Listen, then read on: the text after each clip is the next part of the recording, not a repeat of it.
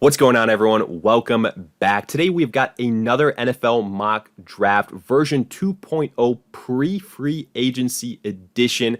So make sure to check it out. This will be the last version without trades. So continue to tune in. And if you guys enjoy, hit that like button, subscribe. Also, give us a follow on Twitter at alldaypigskin to continue interacting with us there. Check us out online at alldaypigskin.com. Sign up for our exclusive newsletter. All the details in the description. But for now, let's get right into it.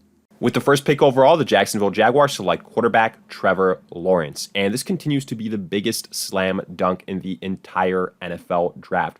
No matter how many mocks you see from myself, from other analysts, Lawrence will be a Jaguar. It's as simple as this. The Jaguars are a quarterback-needy team. Lawrence is considered a generational quarterback talent, by far and away the best quarterback prospect in this entire draft class. You've got new brass in town, which means bringing in your own guy at the quarterback position. So lock in Lawrence to Jacksonville.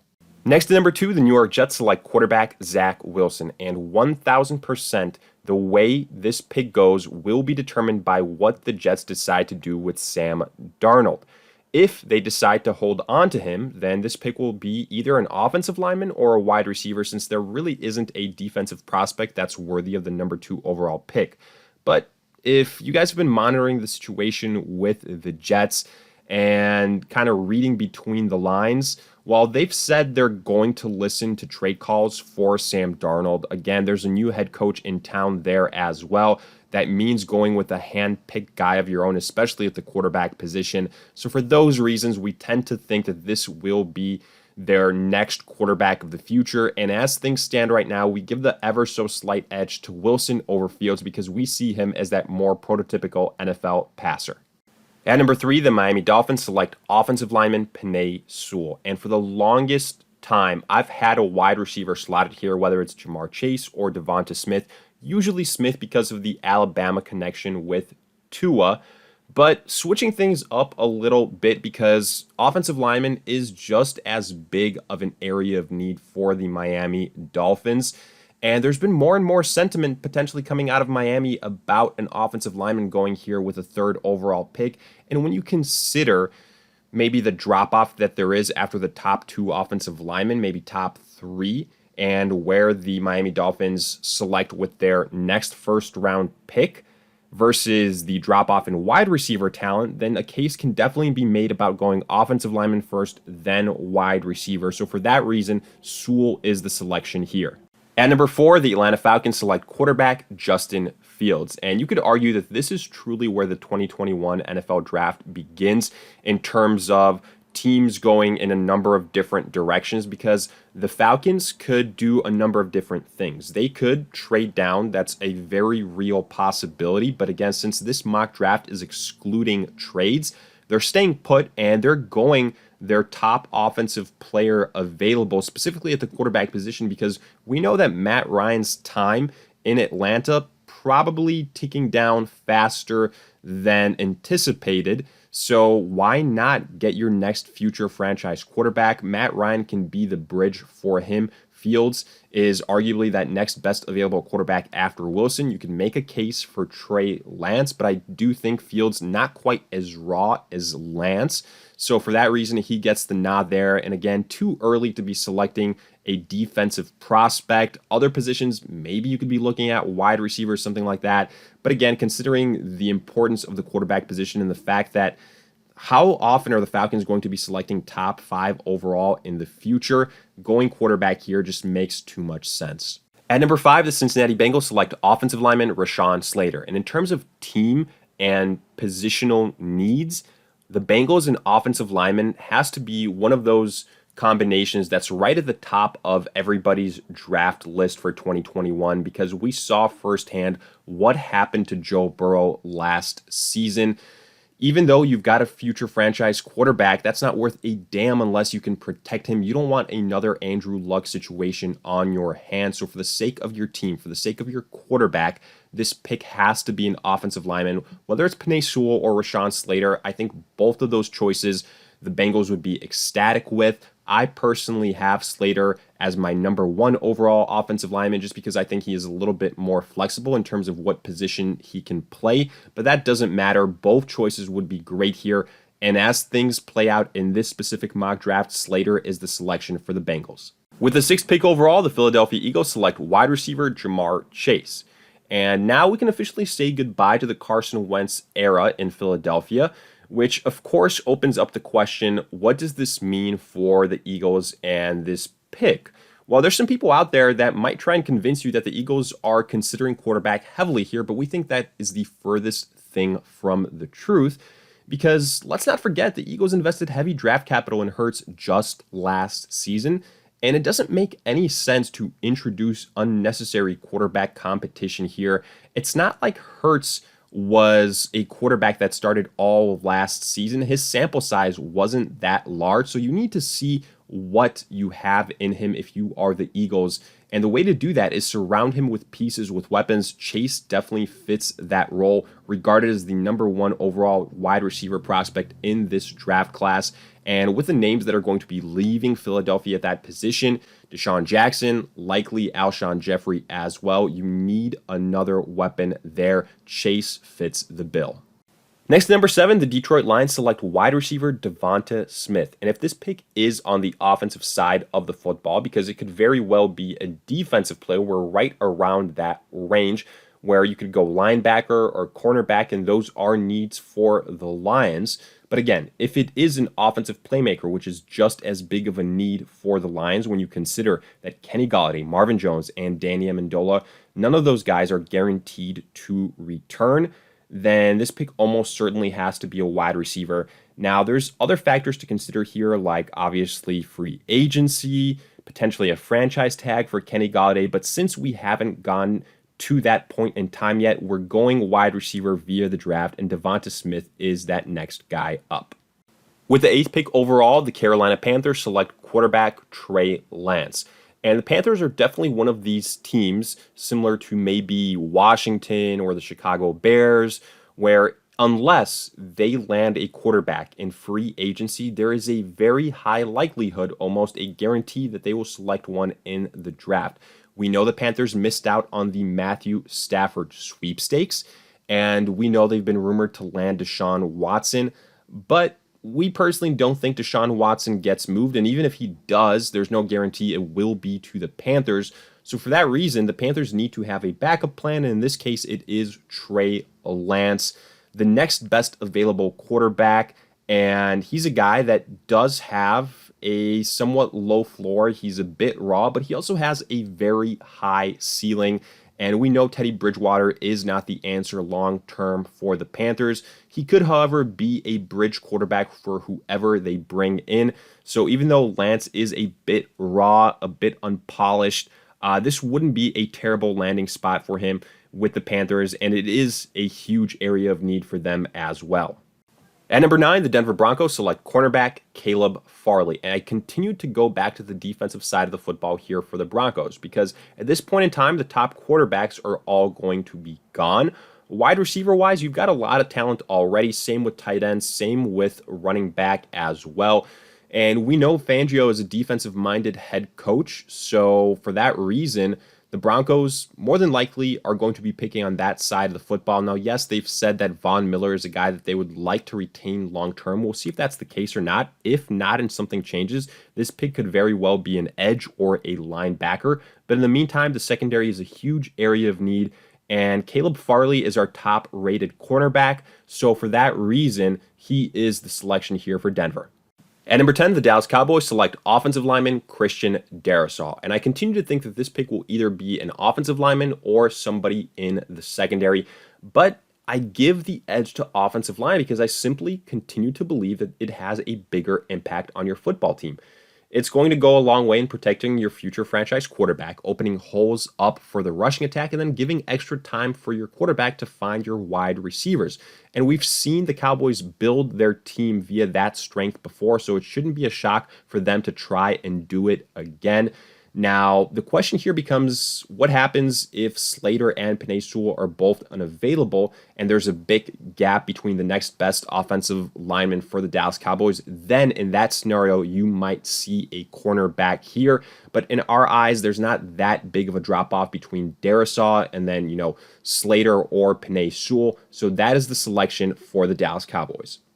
With the 11th pick overall, the New York Giants select wide receiver Jaylen Waddle. And up until now, I've had Kyle Pitts slotted here to the Giants, and don't get me wrong, I still love that pairing. And if the Giants do go offensive player here, it almost has to either be wide receiver or tight end. The only reason I've kind of pivoted away from tight end and Pitts is, what if the Giants still believe in Evan Ingram? If that's the case, then maybe they want to try and round out their roster a little bit more so. And going a wide receiver, especially after Golden Tate isn't with the Giants anymore, makes a little bit more sense. Jaylen Waddle would fit that bill. He is in that top-notch wide receiver tier in this draft class. So either way, whether it's tight end, whether it's wide receiver, I love the fit here for the Giants.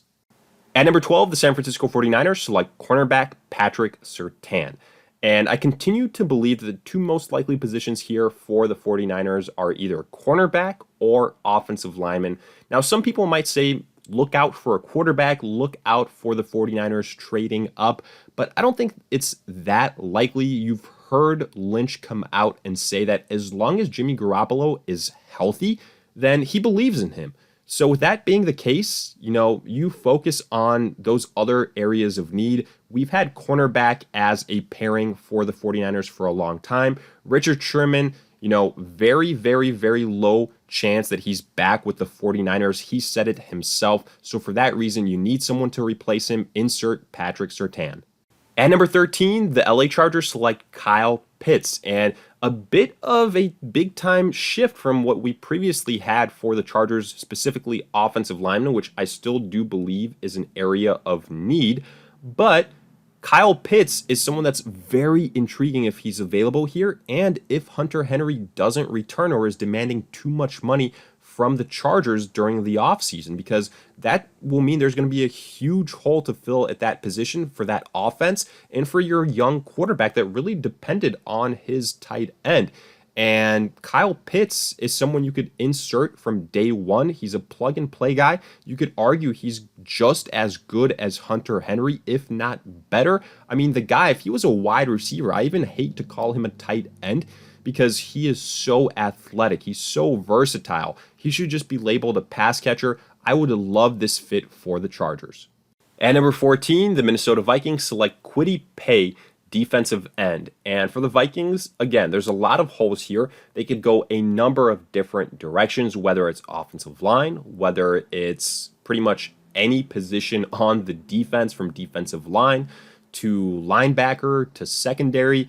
But I'll just go simple here and go best available edge rusher. To me, that is Kwity Paye. Now, maybe things could change once workout numbers start coming out from pro days and things like that. I wouldn't be shocked, because, I don't think there's an elite, clear-cut top 10 type of defensive end in this draft class. So for that reason, that's something to keep an eye out on. But in the meantime, Paye to the Vikings as of this point in time makes sense. Next, number 15, the New England Patriots select Micah Parsons, linebacker. And for New England, again, a team that has a lot of needs. But in those scenarios, you usually go best player available, and it's hard to argue with Parsons as being exactly that. Yes, I continue to say this. There are some question marks about some off-the-field issues with him, but if those prove to be a non-factor, or maybe just teams are a little bit too tentative, guess what? Bill Belichick will scoop up Parsons in a second.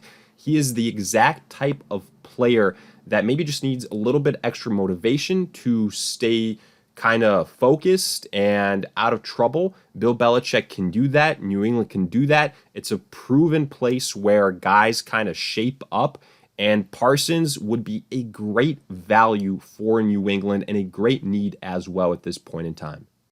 Next, to number 16, the Arizona Cardinals select cornerback Jaycee Horn. And for Arizona, they are fresh off signing J.J. Watt here to bolster up that defensive line. So that's a nice addition for them, even though they did give him a lot of money. But that's a conversation for another time. The fact remains is Patrick Peterson's still not expected to return with the Cardinals. So you need to add a replacement there. This defense can't continue to be the crutch for the Arizona Cardinals. They are way too talented offensively for that to be the case. Speaking of the offense, this could also be a potential offensive lineman to kind of prevent Kyler Murray from running for his life every other play. But I do think Jaycee Horn is someone that a lot of people consider as maybe the top overall cornerback in this entire draft class. It's also an area of need. It's a good value pick at this point in time. So it just makes a lot of sense for Arizona. At number 17, the Las Vegas Raiders select Jeremiah Owusu-Koromoah, linebacker. And this is one of those pairings that I just refuse to go away from. I love linebacker help to the Raiders.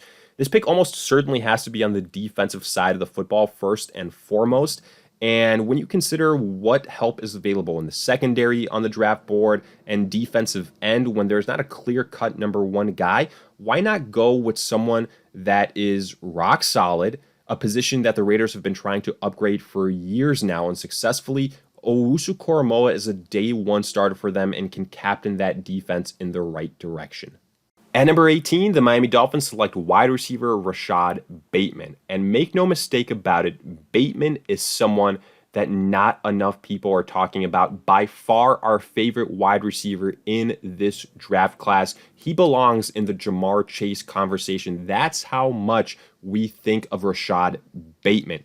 It fits an area of need. And honestly, if the Dolphins start out their draft with one of the elite offensive linemen, then Rashad Bateman, they would be getting an A++ in the first round. The only thing that I would say that could potentially change this is Rashad Bateman not being available here with the 18th pick overall, because make no mistake about it, even though he's still underrated, his arrow is pointing up. So, a month and a half from now, he could be close to a top 10 pick. But in the meantime, right now, the Dolphins are getting great value. At number 19, the Washington football team selects offensive lineman Elijah Vera-Tucker. And this is a pick that I continue to go back and forth on. Is it going to be a quarterback for Washington, maybe a wide receiver, or at the end of the day, go best player available at another area of need, offensive line? And I tend to go in that direction because is Mac Jones someone that you really believe in? And unless you can 100% say yes, then he's not going to be the selection here. And wide receiver or offensive lineman, there's a lot of great free agent wide receivers this year. Maybe Washington can go and try and make a run for one of them.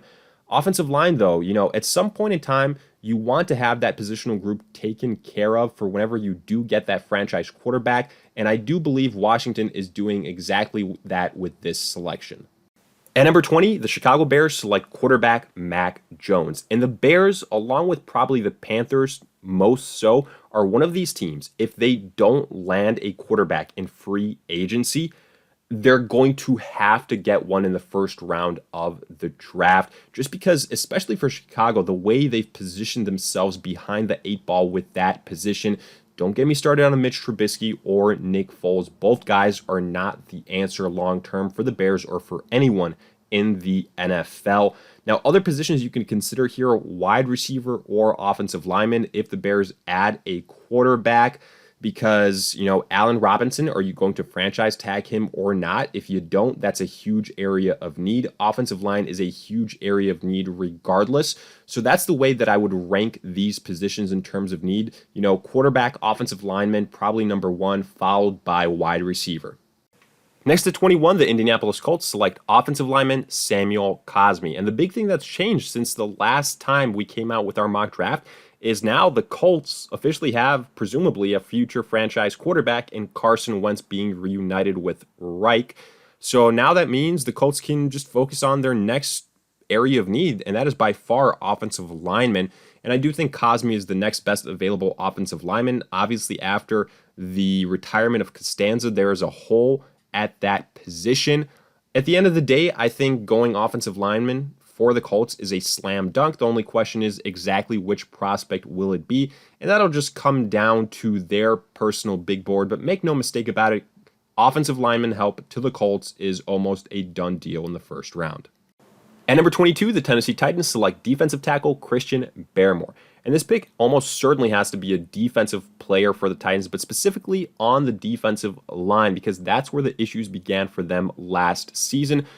Good news for Tennessee is that Barmore is the top defensive tackle in this draft class, and they're in a really good position to not have to worry about trading up to land him, just because the way team needs have worked out with the squads in front of them. So I like the position the Tennessee Titans are in. Get a big body for that defensive line to plug up holes, and then the guys on the edge will have better opportunities and build outwards from there. I love this pairing personally for Tennessee. At number 23, the New York Jets, with their second first-round pick, select offensive lineman Jaylen Mayfield.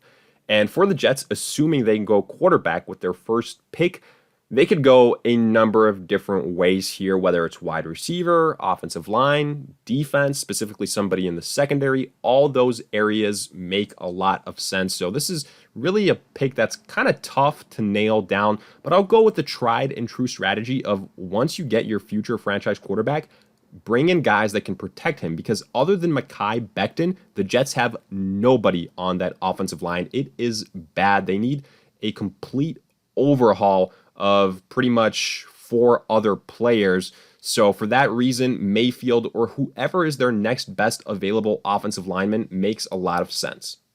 Next at number 24, the Pittsburgh Steelers select offensive lineman Tevin Jenkins. And I don't care which offensive line prospect it is, the Steelers have to go offensive lineman here. It's as simple as that. No more Pouncey. Villanueva, DeCastro, likely not going to be back either. So that offensive line is going to be a big time weakness for the Steelers. Big Ben is back, but he's not any younger. He's not any more mobile. He needs protection. That rushing attack needs to get it going. In order to do that, you need to improve the offensive line. So Jenkins, or whichever prospect is their next best available guy, does exactly that. Next, number 25, the Jacksonville Jaguars select offensive lineman Liam Eichenberg. And with their second first-round pick, the Jaguars, following in the footsteps of the New York Jets, having landed Trevor Lawrence already, go and address the offensive line so you have your future franchise quarterback protected. Cam Robinson set to be a free agent. Maybe Eichenberg can be someone that replaces him. Again, when it comes to these offensive linemen, it's just going to depend on who the picks prior have been and who is the next best available player on your big board. Now, if it's not offensive lineman, this pick could very well be in the secondary. That is a huge area of need. I've had that pairing before for the Jaguars, but right now with that second first-round pick, to me, the most likely scenarios, offensive lineman and or cornerback. With the 26th overall pick, the Cleveland Browns select defensive end Gregory Rousseau. And in case you guys weren't already certain that the Browns would go edge rusher with this pick, then just look at what happened with the recent J.J. Watt sweepstakes. The Browns were one of the favorite teams to land him. So that just affirms the fact that they want to pair someone opposite Myles Garrett on that defensive line.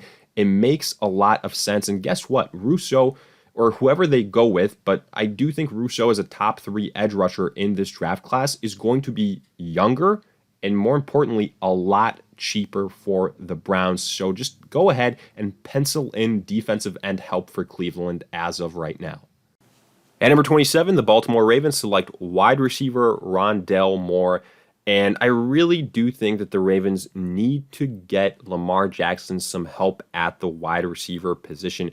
You cannot continue to just rely on your tight ends. And Marquise Brown has been underwhelming these last few years, to say the least. Rondale Moore is someone that I really like. I think he is underrated. He is in that next tier of wide receivers after the top 4 guys in my eyes. He's very dangerous in the slot. I think he compares favorably to someone like DJ Moore, and I think he would be a welcome addition for the Baltimore Ravens offensively. Next to 28, the New Orleans Saints select defensive end Jaylon Phillips. And we said it before, the Saints are an absolute cap hell, and they're going to have to make a lot of tough decisions. Restructuring contracts can only get you so far. They're going to be casualties probably on that defensive side, more so specifically on the defensive line. So in order to replenish that talent, go with that next best available defensive end. This is kind of going to be the sweet spot in the first round of the draft, I think, where edge rushers start to go off the board, and the New Orleans Saints could very well be a team that starts to run on these players. At 29, the Green Bay Packers select offensive lineman Alex Leatherwood. And the more I think about the selection for the Packers, the more I think that this will either be a cornerback or an offensive lineman that is selected. Just looking at the previous draft history of Green Bay, the way they do things, yes, wide receiver is an area of need. Yes, linebacker also an area of need, but maybe they address those needs via free agency or just later on in the draft. So if that's the case, then just add some more protection for Aaron Rodgers, better that secondary. Just basically, if there's somebody that has kind of fallen, or just go next best player available, Leatherwood kind of fits that mold in my eyes, so he is the selection for Green Bay. At number 30, the Buffalo Bills select defensive end Azeez Ojulari. And I've said it before for Buffalo, but offensively, they're pretty much set. But defensively, you could use some help, especially on the defensive line, and kind of build out the team that way, even though there's not too many big time holes. So you're in a great position to go best player available. I said it before, these last couple of picks, the last 5-6 picks in the first round, you're going to see a lot of defensive ends go here. You can never have enough guys that rush the quarterback. So insert Azeez Ojulari. He gives you some flexibility at the position as well. So I really do like the fit. At number 31, the Kansas City Chiefs select wide receiver Kadarius Toney. And I really do believe that the Chiefs are just one of these teams picking towards the end of the first round that could go a number of different directions. It's just so hard to pinpoint this pick, this position. I've had it defensive end before, considered offensive line, considered secondary. Now I'm kind of ultimately going to wide receiver because other than Tyreek Hill and Travis Kelce, there's not too many, reliable pass catchers on this offense. Continue to make that offense a strong point for the team. Hardman, Robinson haven't exactly panned out. Toney is someone that's very intriguing as a prospect.